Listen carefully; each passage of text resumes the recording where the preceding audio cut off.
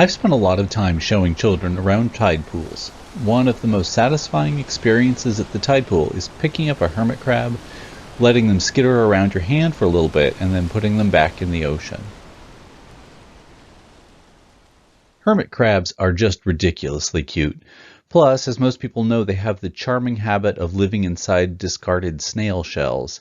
As they grow, they trade in their homes for bigger shells or whatever they can find. But that's a whole nother story. Today I want to talk about a question that has been haunting me for my 30 years as a naturalist. Should I pick up the hermit crab? Or more to the point, should I let my kids that I teach pick them up?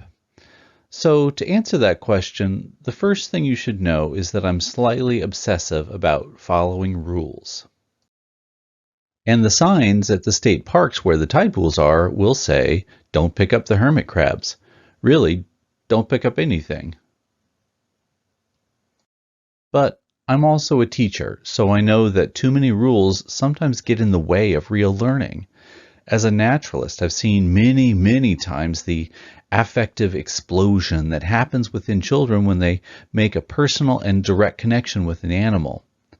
But I have more than personal anecdotes. Plenty of research has been done on the value of the emotional connection between humans and non-human animals.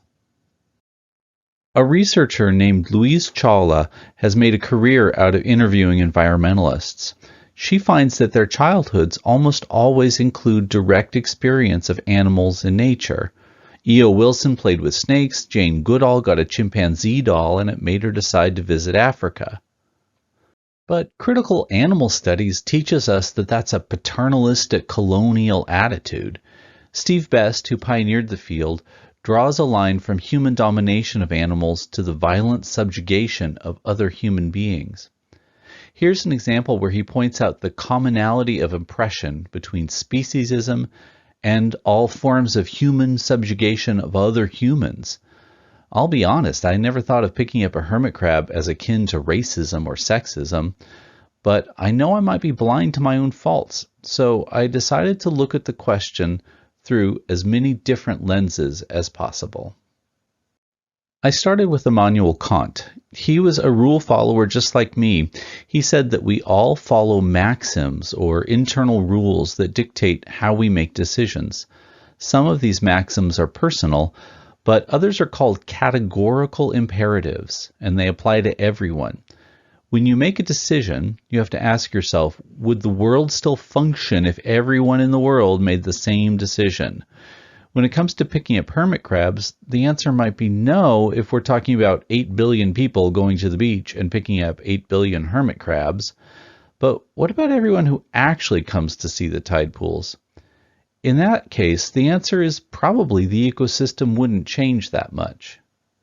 There are just a lot of hermit crabs. Here in California, you can find thousands of them along the rocky seashores. They are a robust population that replaces any losses quickly. Remember RK selection theory from high school biology? It says that species follow one of two essential reproductive strategies. Some species, like schooling fish, make tons of offspring. These are the R-selected species, and most of their offspring die before reproducing, but the species produces more. The carrying capacity of their habitat is always being refilled. On the other hand are the K-selected species, like whales. These make just a few offspring and invest a lot of parental energy into making sure the young survive. This is a huge simplification, but it's a useful beginning. In California, hermit crabs are plentiful, but does that make it okay to pick them up? If we say, sure, pick up these hermit crabs, they're R-selected, and they'll just breed more, will people start to pick up anything they want, no matter how rare or fragile? This is where educators and critical animal theorists alike ask the same question. What message are you sending? Here's one message to explore. Utility. John Stuart Mill took this message to the next level. He explored a philosophy called utilitarianism. To Mill, utility was the measure of greatest happiness. Mill wrote that happiness is pleasure and the absence of pain.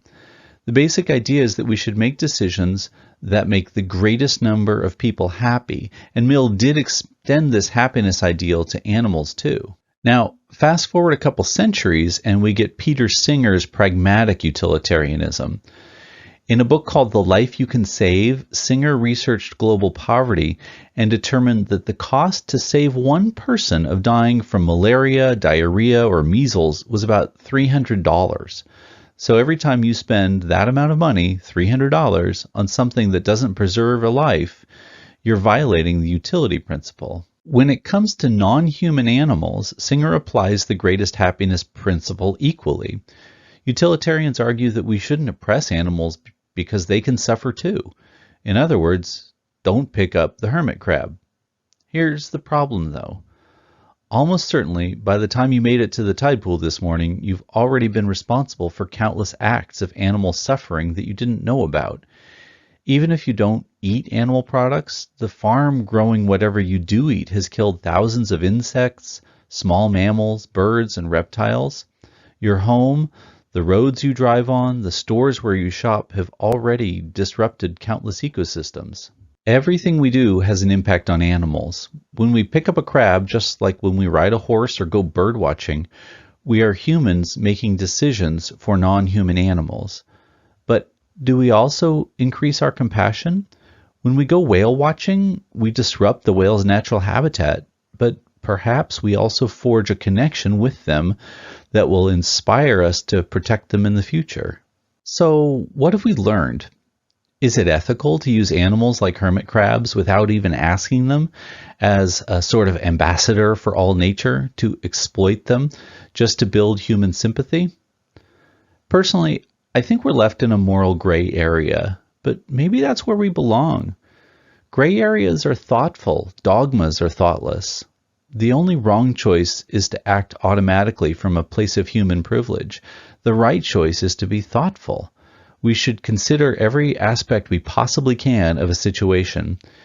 In the end, the questions are more important than the answers. So maybe we need a different sign at the beach, one that lists some of the things we should think about before choosing to pick up a crab. True, that kind of sign would be a little ridiculous, so what do we have instead? We have thoughtful, non-dogmatic teachers who are willing to explore these issues with our learners. Hopefully someday when our learners become the teachers, they too will pass on a more compassionate, animal-centered approach than the one our generation inherited. Thanks for watching, and I would love to know what you think. Please get in touch.